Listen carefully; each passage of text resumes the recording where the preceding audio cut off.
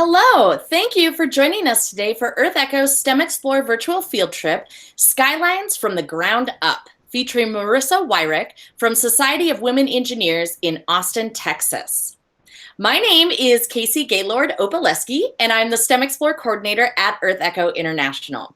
We're so excited to have students from all over the world joining us today to learn about amazing STEM careers. Now, this live event is part of STEMExplore, EarthEcho's newest program that is taking inspiration to access by telling stories of dynamic women in STEM careers during live virtual field trips just like this one. We're excited to bring STEMExplore to life thanks to support from our presenting sponsor, United Technologies. You can explore a number of STEM careers, as well as tune in for upcoming live events like this one at EarthEcho's STEMExplore website, STEMExplore.org. I'd like to recognize and thank STEMExplore's 5 partner sites across the country: Boys and Girls Club of Santa Clarita Valley, Youth Power 365, YWCA Hartford Region, Love a Sea Turtle, and Mehcad. Now, I want to especially recognize those sites that are joining us today live. So we're going to go to our friends at Love a Sea Turtle, to our partners in North Carolina at D.H. Conley High School. So how is everybody doing at D.H. Conley High?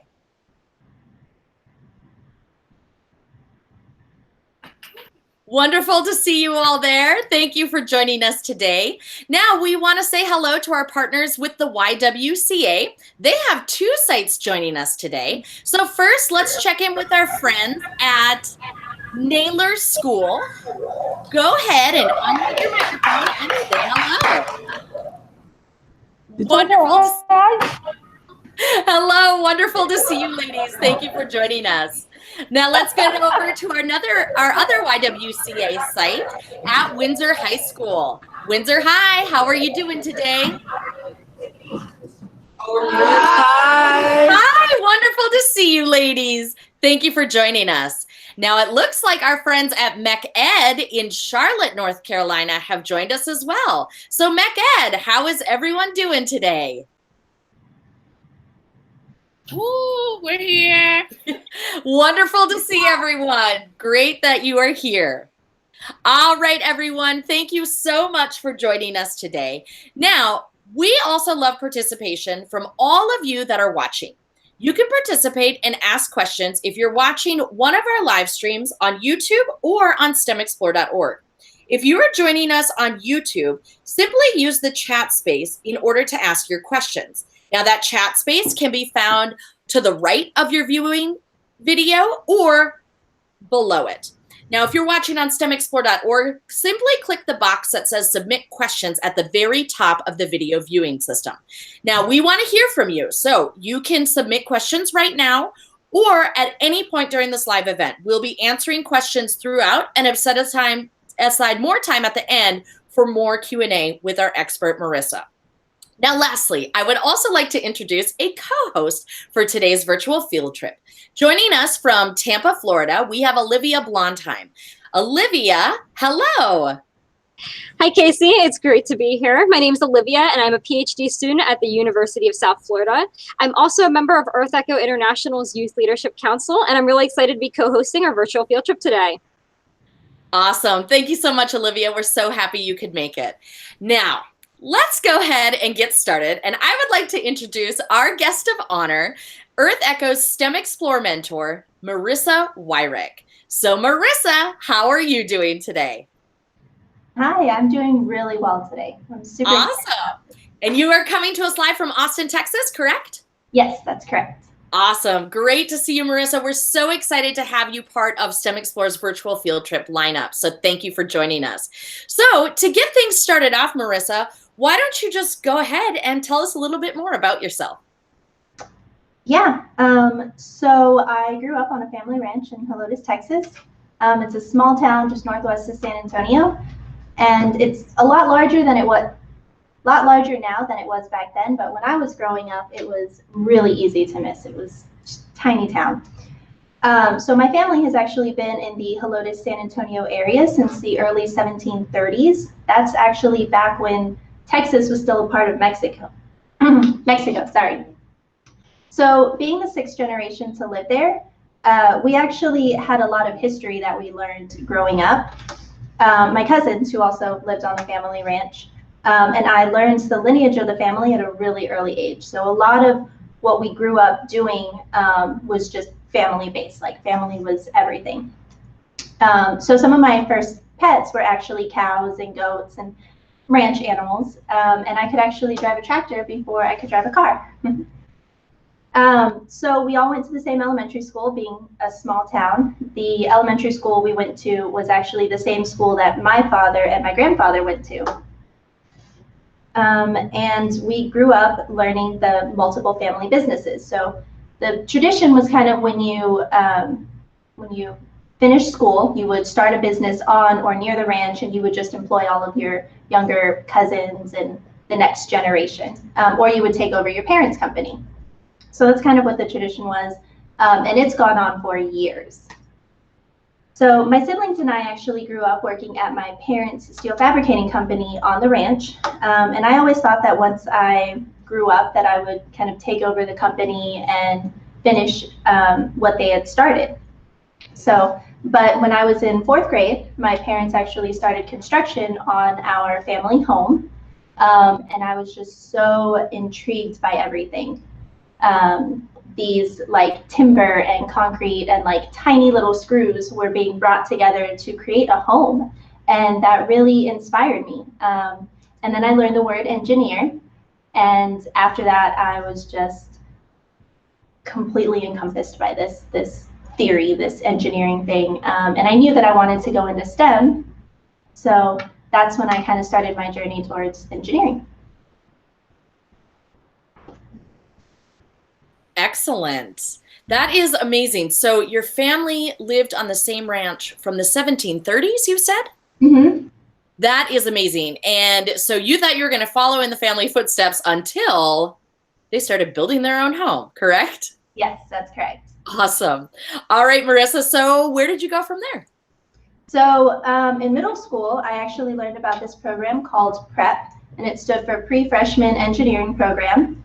And it was just a program where they took middle school and high school students. They actually took them to local colleges over the summer, and they allowed us to take classes at those colleges, engineering classes. So we learned problem solving, we learned coding, we learned statistics, just basic stuff, but still we built a foundation in those classes. And I actually spent 3 summers there. I attended 3 different universities with this program. I went to UTSA, which is actually turned out to be my alma mater. I also went to St. Mary's University and Incarnate Word University for those 3 summers. And I loved my time at PrEP so much that I actually went back after graduating high school, finishing the program. I was in college, and I became a mentor with the PrEP program. So these pictures you see, the 2 on the bottom are me in middle school when I was actually a student at PrEP, and then the one on the top is my group when I was a PrEP leader. So, and you can see how the groups have grown. When I was in middle school, the group was a lot smaller. Amazing. So where did you find that you went from there? Yeah. So my senior year in high school, I decided that I was going to start applying to every, every scholarship opportunity that I qualified for and that I could find, just because I knew I would probably need as much help as I could get. So I got accepted into several different schools, but talking to my family, and we kind of just figured that UTSA, staying at home in San Antonio, was the best option for me and for us as a family. So that's what I ended up doing. I went to UTSA, and I studied engineering. So college was a lot of fun. I actually often had to remind myself that while it was fun, that graduation was my ultimate goal. So there was a couple times when I had to take a step back and just remember that I was working towards graduation. So my boyfriend actually in high school went to the same college as me, UTSA. He's now my husband, and he's been one of the biggest supporters of my success, of my life. So him, my family, and of course all of the friends that I made in engineering school. They became my best friends, and we're still really good friends today. So while I was at UTSA, I actually heard all of this hubbub about joining a student organization. And I actually joined a different organization every year until I found the right one for me. It wasn't until my senior year, actually, that I found the Society of Women Engineers, which is the organization that I'm still a part of today. And my first meeting, the first meeting that I attended, was actually a meeting where they were looking for someone to create, to be the team leader of a trebuchet contest called the Monster Mash Pumpkin Smash. And it's this annual contest that they have, and I just figured with my background in steel fabrication that I would be a good team leader for that, so I volunteered. My team the first year was really small. It was actually made up of like 4 or 5 people, and there's a picture on the slide that you can see.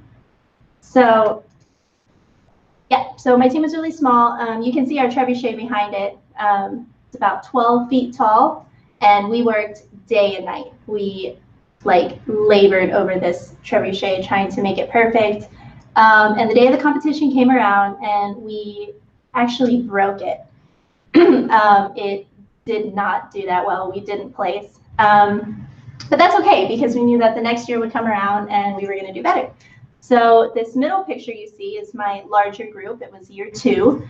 And that was the trebuchet that we worked on the second year. So we gave ourselves a lot more time this time. We gave ourselves time for testing. We redid the design several times.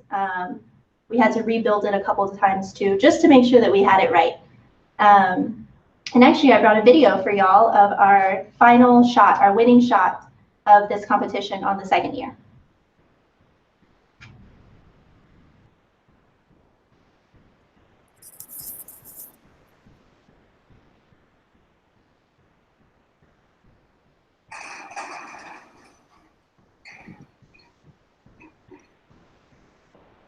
So that pumpkin actually flew about 500 feet. And while we didn't place first, we did place second. And that was my second half of my senior year at UTSA. Marissa, I just want to interrupt. That is pretty awesome that you all did that. Because I feel like I've seen these on TV before. And so that is pretty amazing that you all as students actually got to participate in something like that, create this apparatus to smash pumpkins and see how far they can go. Yeah, it was so much fun. I highly recommend it whenever you get the chance. Just to participate in something like this. You learn a lot of leadership skills, definitely. And you learn a lot of teamwork.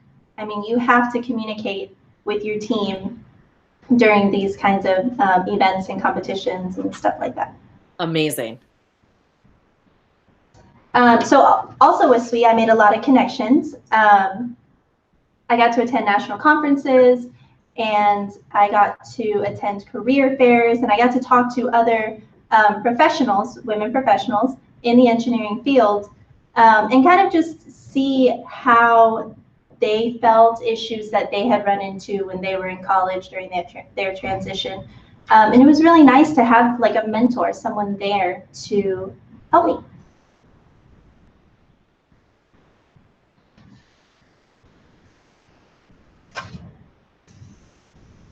Excellent. So, do you want to continue on to talk a little bit about your senior year and junior year about looking for internships? Yeah, absolutely.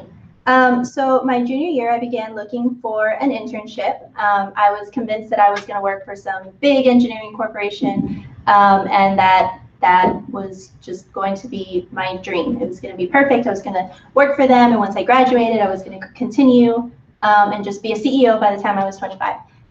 That's what I thought. So my junior year, looking for internships, I actually didn't find any. A lot of the places that I was looking for or looking into, they wanted, experience. They wanted some certain classes that I just hadn't taken yet. So it was a little discouraging, but I actually started talking to my professors and spoke with a professor that actually I met him through a mentor I had through SWE. And he got me a job in his lab, so I worked on a 3-person team there, and we actually coded a robotic arm using haptics, which is the science of touch. And this arm, it was really cool actually. We could move the robotic arm so that wherever it put pressure on this, like a virtual beam, it would show where the beam would break. So it still had to do with engineering. We were just doing kind of virtual material testing. Excellent. Would you like to break for questions? Yeah, certainly. All right, sounds good. Great. Thank you so much, Marissa. What a wonderful background and introduction into engineering. You've gotten to do some really cool stuff. And I also really like the fact that you said you applied for internships, but a lot of them you just simply weren't qualified for. I remember when I was in undergrad, I was going into marine biology, and I believe I applied for 31 internships, and I was only accepted for 3.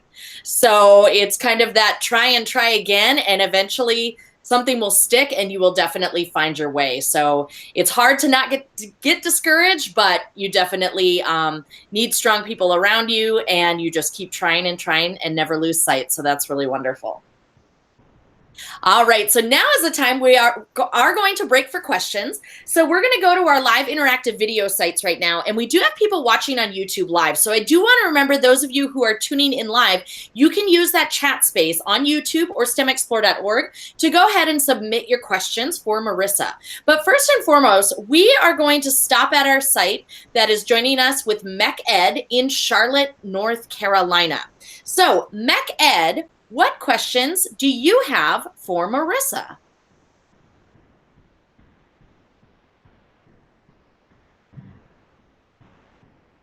Question? Okay, I think we're getting one question, Casey. Perfect. All right, so Casey, could you? Okay, so we are a group of high school students. Could you talk to us about how important it is to kind of start as young as possible? I know that was one of the things that you were touching on just previously, but just really emphasize on that about really starting young, you know, starting in high school, you know, then of course to college. But sure. Marissa, would you like to touch on that about getting experience when you are younger? And I can also follow up with some tips on that too. Yeah, certainly. So like I had mentioned, the prep program really built the foundation for me for engineering. It got me interested in the specific type of engineering that I actually continued into in college. So there's many different types of engineering. There's many different STEM fields, actually. And getting a little taste of all of those at such a young age really helped me figure out which path I wanted to go into at an earlier stage. So when I got to college, I didn't have to switch majors a lot or try a bunch of different things. I kind of knew already where I wanted to go and what I wanted to do. Excellent. And I think that's really great that, you know, a lot of people do realize what they want to do when they're younger. And so if you do feel that that you're really strong in math, or you're really strong in biology, or you're really strong in chemistry, and you feel like that's where you want to go with your career, I think that's wonderful. And I feel like there is a lot of pressure for students in high school to make those decisions very quickly and to declare your major before you're even at college. But I also want to kind of talk about the flip side of that. And is if you feel like you don't know that what you're ready for yet, that is okay too. And my best advice for that would be try everything. Try anything that appeals to you. Even try the stuff that you're like, ugh, I don't think that'll be good. Because we did have one STEMExplore mentor that talked about she wanted to be a veterinarian and realized it was too hard and she could not do it. And then one of her professors encouraged her to take a geology course just as an extra credit, and she ended up loving it, and she's now a geologist. So just be open to trying other things if you don't feel comfortable, but if you do know your path, like Marissa did, getting involved in a program that might be available, like prep that Marissa talked about, and even trying to volunteer or become a docent anywhere that you might have in your area is also really good too, because then you can build experience and put that on your resume. That was an excellent question. Do we have another question out there at Mehcad in Charlotte, North Carolina?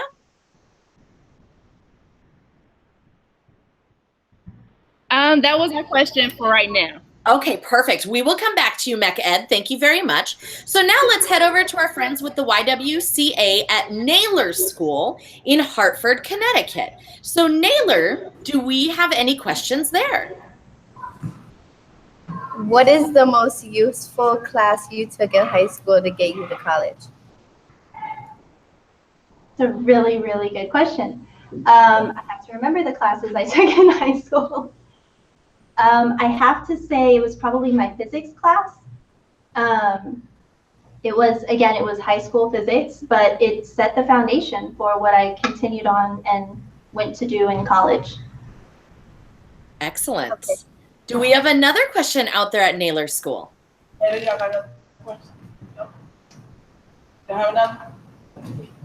good for now. Okay, sounds great. We will come back to you, Naylor. Thank you very much. Now to our other YWCA site at Windsor High School in Windsor, Connecticut. Ladies, what question do you have for Marissa? Oh.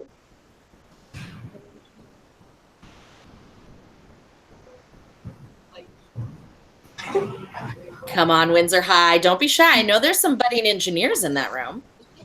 Was it challenging being a male-dominated career? Can you say that again real nice and loud? Was it challenging being a female in a male-dominating career like engineering? Oh, excellent question. Marissa? Yeah, definitely it was challenging at first, but it helps to have mentors. So when I joined SWE, I got a lot of female mentors who had already gone through the engineering process, and they helped me feel like I was not alone. You know, I wasn't the only person commuting 45 minutes to school, working part-time, dating, and still trying to be a female in a male-dominant world. So it really helps to have those mentors to guide me and help me and kind of show me that I wasn't alone and that it was okay, that what I was struggling with, they had struggled with, and if they could overcome it, then so could I. Excellent. Windsor High, do we have another question? So, what was the most challenging thing you had to endure in your Can you say that again real nice and loud? What was the most challenging thing about engineering and pursuing a career in engineering? Can somebody closer to the microphone? What was the most challenging thing you had to endure to become an engineer? Oh, excellent question. Goodness. Engineering school alone is not easy. It's hard. It actually took me an extra semester. So I'm not ashamed to say that there were some classes I did not pass on my first try. And it did take me summer school and an extra semester. So engineering school itself was, it's not easy. It's not a walk in the park, but it is so worth it. And then there's two big exams that you have to take to become a professional engineer. There is your FE and your PE, which I actually found out this morning. I just passed my PE exam. All right. On my second try. So. Oh, congratulations. Thank you. So it's difficult. I'm not going to say it's easy, but it is so worth it. Excellent. Thank you, Windsor High. Those were excellent questions. Now, interactive sites, we are going to come back to you again. I do want to go over to our co-host, Olivia Blondheim, who is a graduate student in Tampa, Florida, and I want to see if she has any questions for you, Marissa. Hi, Marissa. I thought it was really interesting how you talked about all the different skills that you need to become kind of an engineer and how you develop those over time. Were there any skills that you've needed as an engineer that you may not have expected? So anything that you may, have gone into engineering and realized later, like, oh, wow, I really needed something that, you may not have been taught in a class? Yeah, definitely.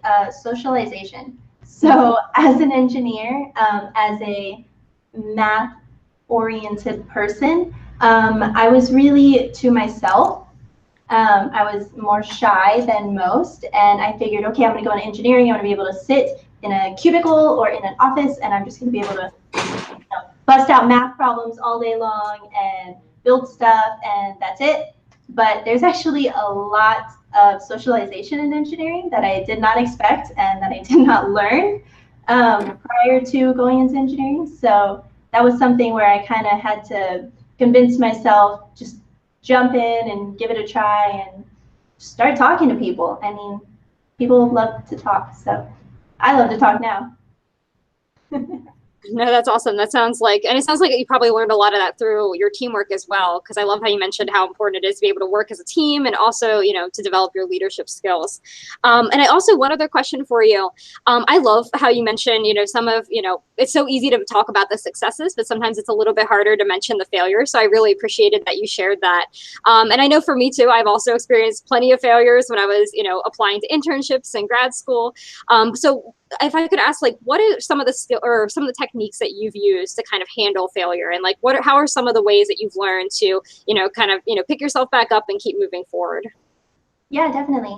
It's good to have a support system. My support system is what really pushed me. They were like, hey, you know, you didn't make it now, but next time you're going to, you know. I'm going to call him out. My husband, actually, so when I was studying for the exam this past time, he did all of the chores. So I had no excuses not to study because I'd be like, oh, I got to go wash those dishes. So he did everything for like 2 months while I was studying. So support system definitely helps. And some of the ways to just kind of pick yourself up is just remember that it's not easy. There are plenty of people who went before you that did not pass on their first try. So it's not like you were the first person to fail at this, and you're not going to be the last person to fail at this. And you just need to keep trying. You're going to get there. Excellent. That is awesome. Now, we did have a fourth interactive site that was connected, but they are experiencing some technical difficulties. But the wonders of the internet, they are actually watching on YouTube Live. So our friends with Love a Sea Turtle at D.H. Conley High School in Greenville, North Carolina ask, what would you consider your greatest accomplishment, and was it difficult to achieve it? Yeah. So right now, I would have to say my greatest accomplishment was passing the PE exam because it is so fresh. I just found out this morning. And some of the things I had to do to achieve it, I mean, I had to study. I studied basically 2 months straight for this exam. I would work 9 to 5. I'd go home and study, you know, make dinner, study, and I would do that from 6 to midnight some nights, and then just do it all over again. And this was every day. The weekends, it was studying 8 hours a day. And it was a lot of sacrifices. You know, there was dinners, there was parties, there was stuff with my friends that I didn't get to go to. There was vacations, not like big vacations that we planned, but like, you know, small trips out of town, trips to go see my family back home in San Antonio that I had to miss out on because I knew that I had to study, and that just passing this exam would open up so many other doors for me, and that it'd all be worth it in the end. Awesome. Thank you. Those were all excellent questions, everyone. Now, we will come back for another round of Q&A. So again, those of you watching on YouTube, go ahead and use that chat space. And all of our interactive sites, be thinking about some questions for Marissa, because we will come back to everybody one last time, probably for 2 more questions each. So with that said, Marissa, let's kind of continue on and wrap things up. So can you tell us a little bit more about what you do, and then maybe offer a little bit more advice or words of wisdom for those tuning in? Yeah, so I'm a civil engineer, which means that we my specific field is civil engineering, really focuses on everything from the street to the property line, all the way up to the building.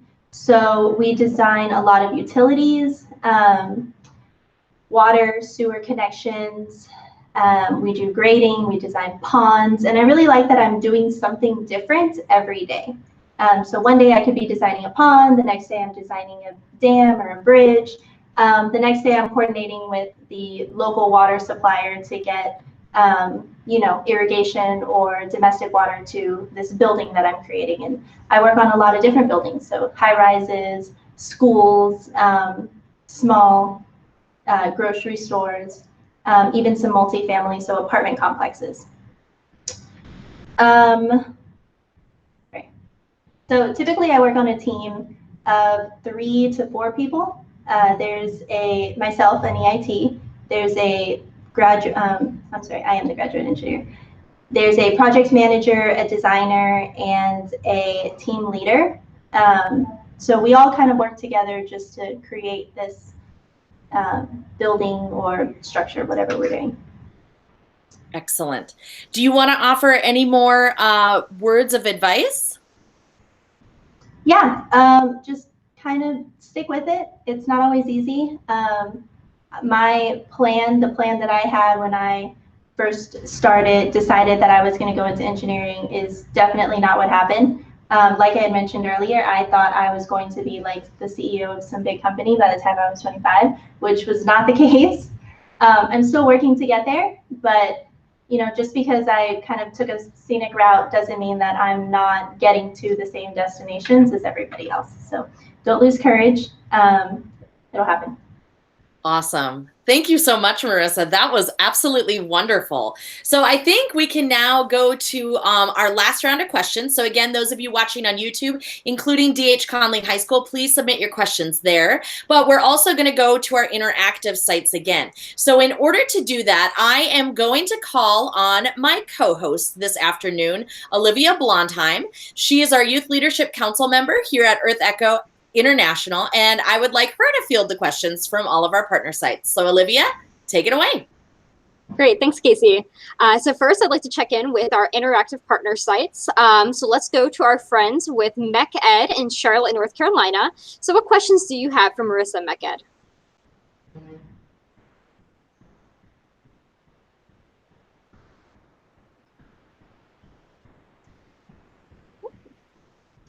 Sorry, we thought we were unmuted. Okay. What does your company do? What does it do? What do you do? The old thing. What does your company do? Yeah, so we're a land development company, and we design everything from the building to the property line, and then sometimes in the streets. So we will design the pavement section that you're driving on sometimes. We design the ponds that keep your building, your home from flooding.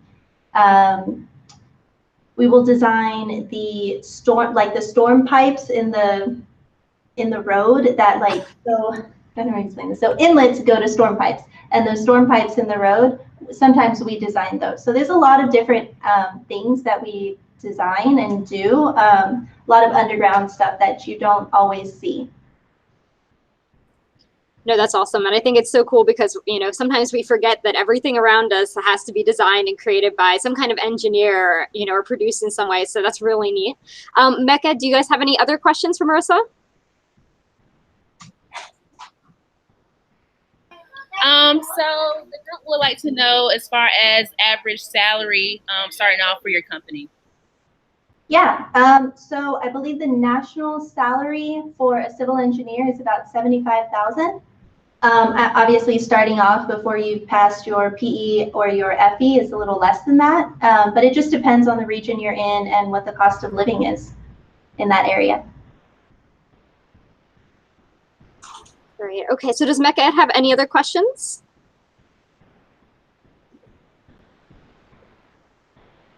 Yes, we have one more. So when you felt discouraged, what are some things that you did to kind of like pick yourself up, to like make yourself feel better throughout your projects or throughout your work? Yeah, I mean, obviously it's really easy to get discouraged and to feel like you're just never going to make it. Some of the things I did was just kind of always remind myself that, hey, I have failed before and I made it after that. So every failure that I have had in the past, I've come back and passed. So I got to where I am, both because of my failures and because of my successes. So just reminding yourself that, you know, you've been through this struggle before and you've overcome it. So you'll overcome again. No, I absolutely love that. I think sometimes we think that, success is going to be just this linear, like we're going to just keep moving forward, but sometimes there's, some valleys and it takes a little bit to get actually to that, that end goal. So, but it makes you stronger in the end for that. So I love your story, Marissa. I think that's so inspiring. Okay, thank you so much for your questions from Mehcad. Such awesome questions. And now we're going to move over to Naylor School with YWCA in Hartford, Connecticut. So what questions do you guys have for Marissa? Do you see yourself staying in this career? I'm sorry, I didn't catch that. Do you see yourself staying in this career?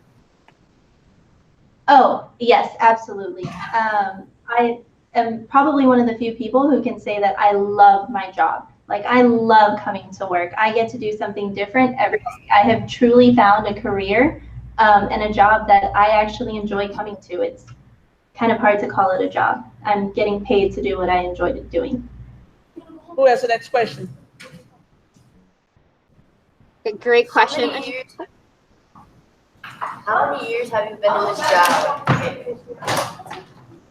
So I've been with this, actually kind of backtrack. My senior year, the semester of my senior year in college, I actually did get an internship here at Big Red Dog Engineering. And when I graduated, they brought me on full time. So that was almost 5 years ago, going on 5 years that I've been here with this company. Yeah, more? Go. What was your favorite club? My favorite club? What was your, yes. Yeah, so the Society of Women Engineers was probably my favorite organization, just because the chapter at my school at UTSA, I just really clicked with those ladies. But there's so many clubs out there. There's so many different societies and sections and fraternities and sororities that you can join. And it's just about finding the right fit for you. Those people that are going to help you the most. So some awesome questions. Do we have any other questions from Naylor School? One more. Have you built some stuff? What is she building? Have you built any products? Have you built anything? Yeah, definitely. So before moving to Austin, I actually worked in San Antonio for a little bit. So I have a few more projects in the San Antonio area than I do in the Austin area.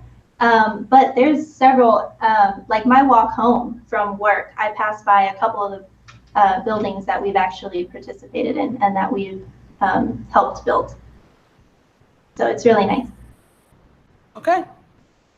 Okay, all such great questions. And now we're going to go over to our other YWCA site at Windsor High School in Windsor, Connecticut. So what questions do you guys have for Marissa? So our first question is, what's your favorite part of being a civil engineer? My favorite part is probably getting to walk into a building that I created. So there's just something about that I love. Like, I'm standing outside, I'm looking at this building that I helped create, but opening that door and like walking inside and doing that first like initial spin and just knowing that this is here partly because of me. Like, I helped create this. That's my favorite part, hands down. That's amazing. That is, I can't even imagine how cool that is to actually go into the building that you once saw on paper. That is so neat. Okay, so does Windsor High School have any other questions? Our second question is, how do you know what branch of engineering you wanted to be a part of? Because there's so many different types, like mechanical. So how did you choose civil? Yeah, so I kind of fell into this type of engineering. Originally, so when I was younger, obviously with the house being built and everything, I really liked construction and structural engineering. And then as I got a little older, I was like, oh, well, cars are really cool. And I actually helped my dad rebuild some stuff. So I was like, okay, well, I'm going to go into mechanical. And then when I got into college, I tried those classes and they were just not for me. Like, I was not meant to do that type of engineering. So then I kind of went with what I was strongest in, with my strongest classes, and that just kind of went in the direction of civil engineering. Okay, great. Any other questions from Windsor High School? That's it. Well, I actually have a quick question for Marissa. So I know you talked about like kind of finding your path to finding what type of engineering you really liked. In that kind of journey, was there any like experience you had or internship or anything that you really found that you actually didn't like that type that kind of helped you fine tune a little bit more? Yeah, there was this one class I took, and I don't even remember the name, something analysis, statistical analysis, and it was like just the most ridiculous, I'm not going to say ridiculous, it was the hardest math I have ever attempted to do, and I have never like stressed so much over a math problem before. And after I got out of that class, I was like, okay, this is my max math. I'm not even going to try to go farther than that. And that's how it happened. No, that's amazing. I remember for me, that was organic chemistry. Once I took organic chemistry, I was like, yep, okay, that is going to be my peak in chemistry. And then after that, we're going to like excel a little bit more in biology because I couldn't go any further in chemistry after that. But okay, so thank you all for such great questions. I'm going to pass it back over to Casey and we're going to see if we have anything from the chat. All right, sounds great. And it looks like the chat is a little quiet this afternoon, which is fine. I do believe our friends at Love a Sea Turtle have been dismissed. So thank you to everyone so much for tuning in. And a big thank you to Marissa for joining us today. This has been absolutely wonderful, Marissa. Thank you for sharing your expertise and your story. Oh, sorry. Yeah. No, you're fine. I had a lot of fun today. It was nice talking with everybody and getting to share a little bit about my story. Great. Thank you so much. Now, I'd also like to thank the STEMExplore partner sites and classrooms that have tuned in live today, especially our interactive sites, D.H. Conley High School with Love a Sea Turtle, both sites with the YWCA Hartford region, and of course our friends with Mehcad. Great questions, everyone. And a big thank you to Olivia Blondheim, our co-host, for joining us from Florida. Thank you so much, Olivia. But you're not done yet, because we would like to tell everyone about some of the exciting opportunities coming up. And so I'd like to call on Olivia to do that. That sounds good. So first of all, we have our expedition, Water by Design, and that explores the issues of water scarcity and drought through free, innovative resources. You can enter to win a $500 mini grant by submitting your stories of students exploring engineering design around water resource management or developing their own water conservation or restoration projects. For more information, you can visit earthecho.org. You can also monitor the quality of the water in your community with the EarthEcho Water Challenge. Order test kits, submit your data, and for more info, visit monitorwater.org. Coming in early 2019 is EarthEcho's newest expedition, Plastic Seas.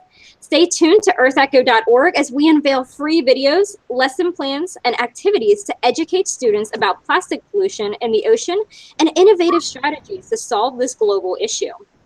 STEMExplore will continue this evening at 6:30 p.m. Eastern Time with an encore presentation from Marissa Wyrick. And last but not least, we are very excited to announce that due to popular demand, we will have an open question and answer session with many of the STEMExplore mentors we have featured this fall on Saturday, December 8th at 11 a.m. Eastern Time. Join us to speak with these amazing women in STEM careers. Visit our website to register for this special event. For more information and to register for these exciting virtual field trips, visit STEMExplore.org. Click on the Live Events cabinet or the Virtual Field Trips tab on the left. Again, you can follow EarthEcho and all of our exciting programs on our social media channels and website. Wonderful. Thank you again, Olivia and Marissa and all of the sites that have joined in today. So thank you so much. And we, of course, could not have STEMExplore without our founding sponsor, United Technologies. Thank you so much for your tremendous support. So on behalf of EarthEcho International, thank you again for joining us and keep exploring.